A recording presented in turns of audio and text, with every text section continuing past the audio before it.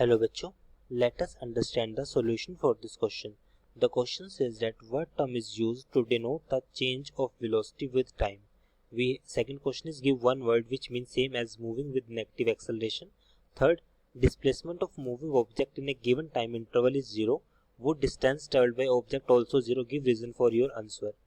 So first हम इसमें की कंसेप्ट की बात करेंगे. की कंसेप्ट सो एक्सेलरेशन जो होता है हमारे पास, acceleration that is known as rate of change of velocity.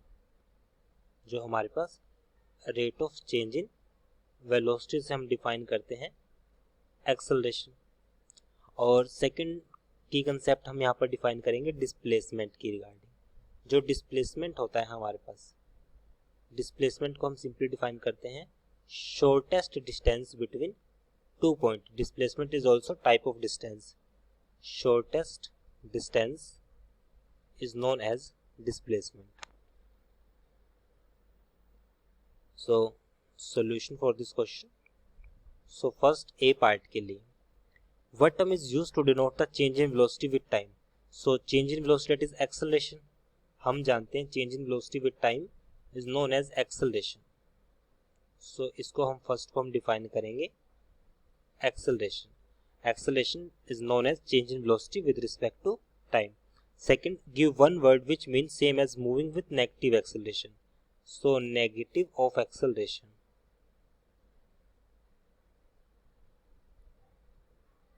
Negative of acceleration that is known as retardation. जिसके लिए हम वन वर्ड यूज करेंगे, वो हमारे पास डिसेलरेशन भी बोल सकते हैं और रिटार्डेशन भी.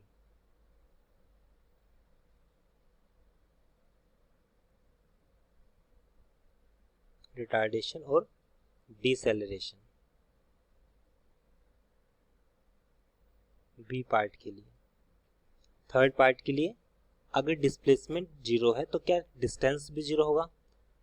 Give reason. नो, ऐसा पॉसिबल नहीं है. For circular motion, for one round of circular motion,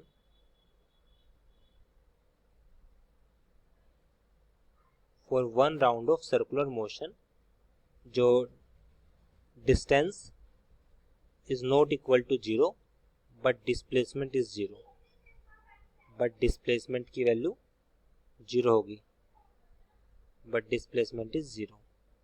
So it is example. I hope you understood this explanation. Thank you.